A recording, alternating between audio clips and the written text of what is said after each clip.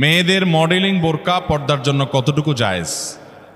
আপনারা অনেকে বোরকা বিক্রি করেন না, এখানে আছে না ভাইরা আমার? যেই সমস্ত বোরকার মধ্যে কারুকার্য আছে অনেক বেশি, বোরকার মধ্যে আবার মডেলিং হয়, অবাক করা বিষয়। কিয়ামতের আগে যে আসলে আরো কত কিছু হবে। এই বোরকার উপরে যদি মডেলিং কারুকার্য হয়, চাকচিক্য হয়, বোরকা যদি খুব টাইট ফিট হয়, বোরকা যদি এমন হয় যে বোরকা বরং পুরুষের দৃষ্টিকে আরো বেশি আকর্ষণ করে, তাহলে এই বোরকা ঢাকার জন্য আরেকটা বোরকা লাগবে। তা না হলে পর্দা হবে।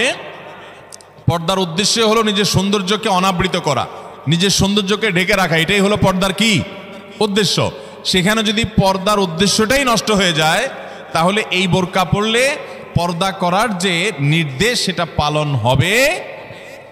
ভাইরা আমার, এই জন্য টেডি মার্কা বোরকা, আপনার এই মডেলিং মার্কা বোরকা, স্টাইলিশ বোরকা, এগুলা পর্দা হবে না এগুলা দ্বারা। হ্যাঁ, কোনো নারী তিনি খোলামেলা চলাফেরা করেন, তিনি দিনের পথে মাত্র আসছেন, মডেলিং দিয়ে শুরু করছেন, আস্তে আস্তে ইনশাল্লাহ পিওর বোরকা যাবেন। হ্যাঁ, সেই হিসাবে তার জন্য আমি বলতে পারি এটা ওজোর, ঠিক আছে, উনি চেষ্টা করেছেন, শুরুটা অন্তত করেছেন।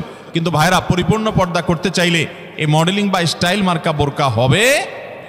আচ্ছা বলেন তো, আপনার আমার মা বোন বা স্ত্রীকে যদি আমরা বাহিরে নিয়ে যাই, তাদের সাথে আমরা বাহিরে যাই, তারা যদি খোলামেলা পোশাক পরে যায় বা এমন পোশাক পরে যায় যেটা সব পুরুষের দৃষ্টিকে আকৃষ্ট করে, তাহলে অন্য সব পুরুষরা তার দিকে তাকাইলে আপনার কাছে ভালো লাগে না খারাপ লাগে? কেমনে খারাপ লাগে? অনেক পুরুষটা আছে বউয়ের ছবি ফেসবুকে দিয়ে বলে আপনাদের ভাবি কেমন হলো বললেন। অনেক পুরুষ এ কাম করে না? ফেসবুকে আবার কমেন্টে নিচে দিয়া দোস্তরা লেখে, দোস্ত ভাবি অনেক সুন্দর, মাশাআল্লাহ, আবার মাশাআল্লাহ লেখে। এরপরে আবার দোস্ত আবার রিপ্লাইতে দেয় কি, ধন্যবাদ দোস্ত। মানে আমার বউরে তুই সুন্দর বলছস, তার মানে তুই দেখছস, মনে মনে জল্পনা কল্পনা করছস, করে আবার লিখছস, এই জন্য তোর ধন্যবাদ। ভাইরা আমার, মানুষের বিবেক যখন লোপ পেয়ে যায় তখন সে হিতাহিত জ্ঞান হারিয়ে ফেলে। আমাদের মা, আমাদের বোন, আমাদের মেয়ে, আমাদের স্ত্রী, তাদেরকে নিয়ে আমরা যখন খোলামেলা পোশাকে যাব, কোনো বিয়েতে আপনি যখন যাবেন, কোনো মার্কেটে যাবেন, একেবারে চাকচিক্যপূর্ণ পোশাক, একদম খোলামেলা অশ্লীল, তো জগতে বা রাস্তায় যত পুরুষরা তাদেরকে দেখবে, এই সৌন্দর্য দেখার পর পুরুষদের মনে মনে তাকে নিয়ে বাজে চিন্তা, জল্পনা কল্পনা, মনে মনে জেনা, এটা হবে কি হবে না? না, হবে না। সবাই কি বাজে চিন্তা করে আপনার মতো? পবিত্র চিন্তা করতে পারে না? কি বলেন ভাইরা আমার? যারা নিজেদের বউকে নিয়ে এটা নিয়ে সন্দেহে আছেন, আমি তাদেরকে বলতেছি, আমাকে উত্তর দেওয়া লাগবে না। আপনার নিজেকে প্রশ্ন করেন, নিজের বিবেককে প্রশ্ন করেন, আপনি এরকম মহিলা রাস্তাঘাটে দেখলে আপনার কি হাল হয়? আপনি যা যা চিন্তা করেন, আপনার বউ, আপনার মা বোনকে নিয়ে এভাবে আপনি বের হলে অন্যরাও সে চিন্তাই করে। আল্লাহ আমাদের বিবেকটাকে খোলার তৌফিক দান করুন। আমি মিডল ইস্টে, বিশেষ করে সৌদি আরবে অনেক মানুষ দেখছি, দিনদারির নামগন্ধ নেয়, টাকার নিচে সে জুব্বা পরে, হারাম কাজ করে, বিড়ি খায়, সিগারেট খায়, 2 নম্বরই করে, মানে মুসলমান হিসেবে কোনো ভালো মুসলমান না।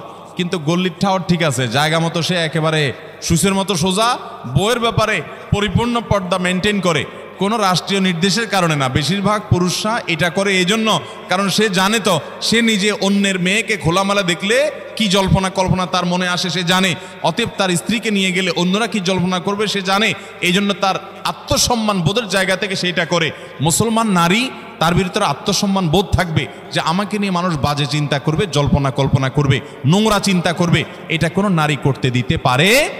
একজন খোলামেলা বেপর্দা নারীকে দেখে যত মানুষ মনে মনে তাকে জেনা করে, সে মনের কথাগুলো যদি মানুষ বলতো, এই নারী জুতা দিয়ে পিটতে পিটতে রাস্তা যাইত। কিন্তু সে মনে মনে মানুষের এই জেনার কাজ সে করে যাচ্ছে। আল্লাহ আমাদেরকে পর্দার গুরুত্ব বোঝার তৌফিক দান করুন।